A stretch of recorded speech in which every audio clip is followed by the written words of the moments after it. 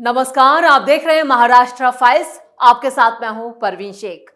आपको बताएंगे कैसे उद्धव ने बिगाड़ा राहुल का खेल। क्या बीजेपी में शामिल होंगे अजीत पवार और एकनाथ शिंदे के नेता?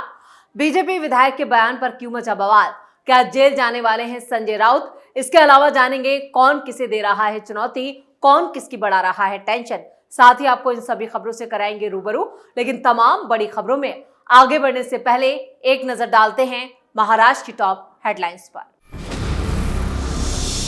मुंबई में उमर खालिद और शर्जिल इमाम की रिहाई के लिए हुई नारेबाजी, पुलिस ने मौलाना गैंग को दबोचा।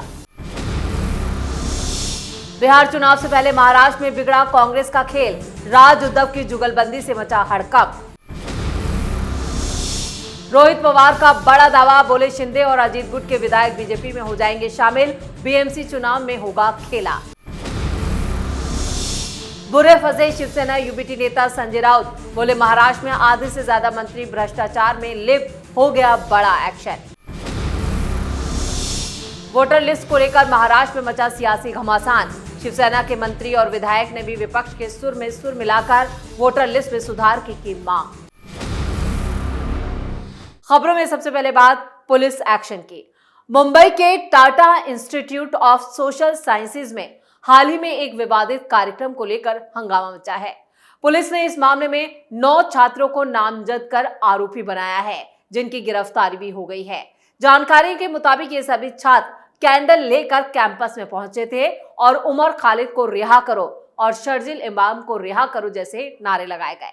पुलिस जांच में ये सामने आया है कि यह कार्यक्रम पहले Delhi university professor GN Sai Baba की बरसी के बहाने आयोजित किया गया था।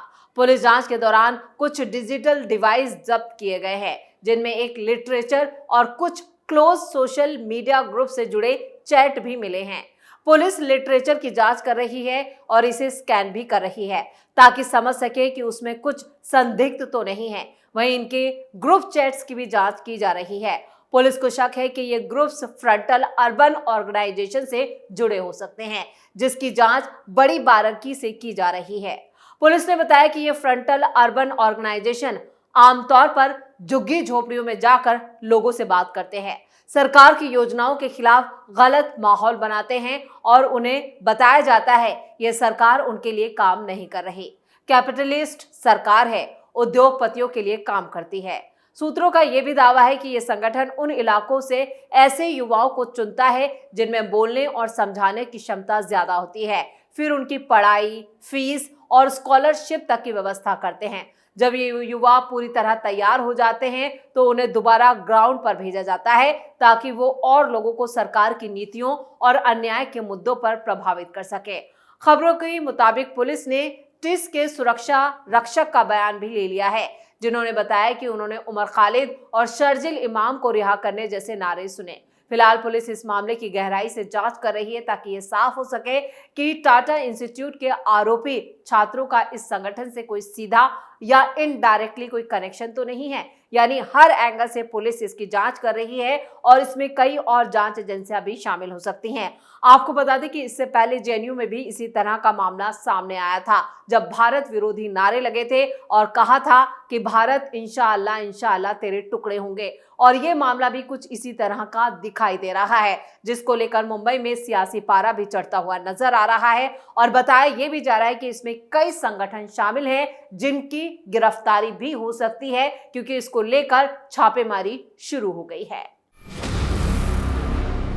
खबरों में अब बात कांग्रेस की। बिहार चुनाव में पहले ही कांग्रेस की स्थिति काफी नाजुक है। आरजेडी के साथ सीट शेयरिंग को लेकर पहले ही बवाल और टकराव देखने को मिल रहा है। यही हाल अब महाराष्ट्र में भी हो गया है, जहां बीएमसी चुनाव से पहले ही कांग्रेस को बड़ी हार का सामना करना पड़ सकता है। यह हार राहुल गांधी को उद्धव ठाकरे ने दी है। उद्धव ने कांग्रेस की काफी मुश्किलें बढ़ा दी हैं, जिससे महाराष्ट्र का सियासी पारा काफी बढ़ गया है और इससे महाराष्ट्र के साथ साथ बिहार में भी कांग्रेस बड़ी हार का सामना करने जा रही है। उद्धव ठाकरे और राज ठाकरे की जुगलबंदी से कांग्रेस खेमे में हड़कंप मचा है। पार्टी नेताओं ने साफ संदेश दिया है कि ऐसी साझेदारी से कांग्रेस का उत्तर भारतीय और मुस्लिम वोट बैंक नाराज हो सकता है, जिससे न सिर्फ महाराष्ट्र बल्कि बिहार में भी राजनीतिक नुकसान होगा। महाराष्ट्र कांग्रेस ने पार्टी नेतृत्व को यह संदेश दिया है कि वह आगामी स्थानीय निकाय चुनावों में उद्धव के साथ गठबंधन ना करे। कांग्रेस नेताओं का मानना है कि ये गठबंधन अब विपरीत प्रभाव डालने लगा है और इससे पार्टी का पारंपरिक वोटर, खासकर उत्तर भारतीय और मुस्लिम समुदाय नाराज हो सकता है। महाराष्ट्र कांग्रेस के नेताओं ने कांग्रेस नेतृत्व को साफ बताया कि वो न केवल मुंबई बल्कि राज्य भर में स्थानीय चुनाव अपने दम पर लड़ना चाहती है। कांग्रेस को आशंका है कि अगर उद्धव ठाकरे की पार्टी महाराष्ट्र नवनिर्माण सेना के साथ गठबंधन करती है तो इससे कांग्रेस की छवि को नुकसान होगा और उसके समर्थकों में असंतोष बढ़ सकता है। दरअसल उद्धव ठाकरे की पार्टी ने हाल ही में राज ठाकरे के नेतृत्व वाली एमएनएस से गठबंधन की बात कही है, जिससे कांग्रेस की चिंता काफी बढ़ गई है। कांग्रेस का साफ कहना है कि एमएनएस का इतिहास उत्तर भारतीयों के खिलाफ रहा है।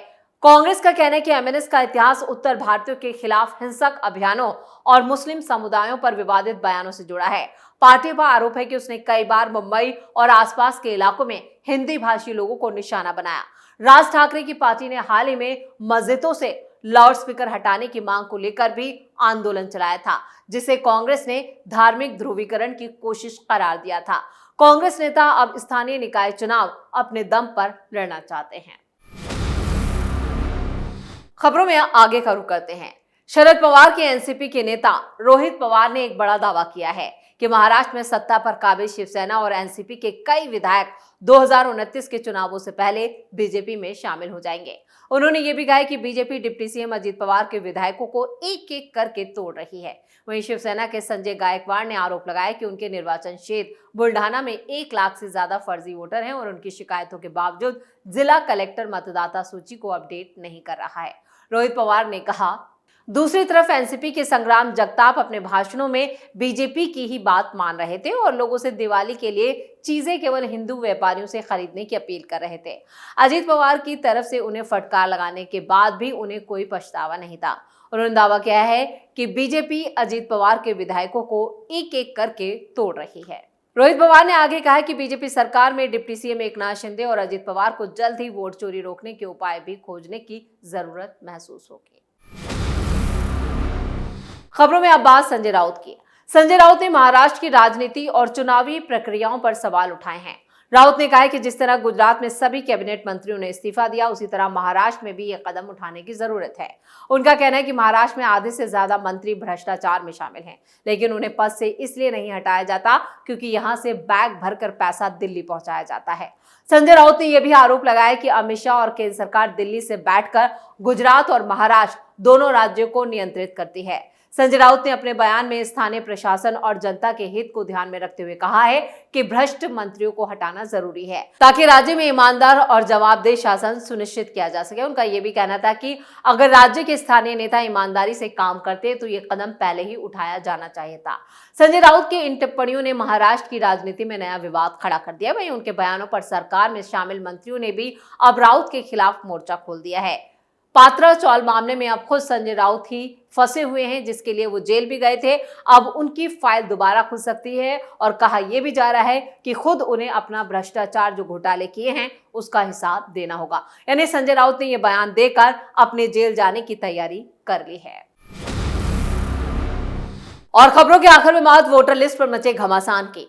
वोटर लिस्ट में गड़बड़ी के विपक्ष के आरोपों को दोहराते हुए सत्ता पर काबिज शिवसेना विधायक संजय गायकवाड़ ने मांग की है कि चुनाव आयोग को वोटर लिस्ट से दोहरे मतदाताओं के साथ साथ जो लोग मर गए हैं, जो दुनिया में नहीं है, यानी कि मृत मतदाताओं के नाम भी हटाने चाहिए। उन्होंने कहा है कि हर वोटर को आधार कार्ड और मृत्यु प्रमाण पत्र से जोड़ा जाना चाहिए ताकि मृत्यु के फौरन बाद एक मृतक का नाम सूची से हटाया जा सके। संजय गायकवाड़ ने पूछा, चुनाव आयोग दोहरे मतदाताओं के नाम 2 या अधिक सूचियों में हैं, उन मतदाताओं के नाम क्यों नहीं हटा रही है जिनकी मृत्यु हो चुकी है, उनके नाम अब भी लिस्ट में है। उन्होंने कहा कि उनके जिले में कुछ मतदाताओं की मृत्यु 30 साल पहले हो चुकी है और फिर भी उनके नाम मौजूदा वोटर लिस्ट में है। उन्होंने ऐसे वोटरों की संख्या लगभग 1 लाख बताई। विधायक ने पूछा कि चुनाव आयोग ने 25 जुलाई को वोटर लिस्ट को अद्यतन करने का काम रोक दिया था, लेकिन उन लोगों का क्या होगा जो अंतिम तिथि के बाद मतदान के पात्र हो गए हैं। टिप्पणी के लिए पूछे जाने पर शिवसेना नेता और गृह राज्य मंत्री योगेश कदम ने रत्नागिरी में मीडिया से बात करते हुए कहा कि अगर कोई गड़बड़ियां हैं तो उन्हें सुधारने की मांग करने में कुछ भी गलत नहीं है। आपको बता दें कि बुधवार को शिवसेना प्रमुख उद्धव ठाकरे, महाराष्ट्र नवनिर्माण सेना के अध्यक्ष राज ठाकरे और विपक्षी दलों के नेताओं ने एक प्रेस कॉन्फ्रेंस की थी, जिसमें वोटर लिस्ट में गड़बड़ियों का हवाला दिया। उन्होंने ये भी मांग की है कि जब तक इन गड़बड़ियों को दूर नहीं किया जाता, स्थानीय निकाय चुनाव नहीं होने चाहिए। इसी के साथ महाराष्ट्र फाइल्स में खबरों का सिलसिला यहीं खत्म करते हैं। बाकी खबरों के लिए आप जुड़े रहिए कैपिटल टीवी के साथ। वीडियो को लाइक करें, शेयर करें और कैपिटल टीवी को सब्सक्राइब जरूर करें। नमस्कार।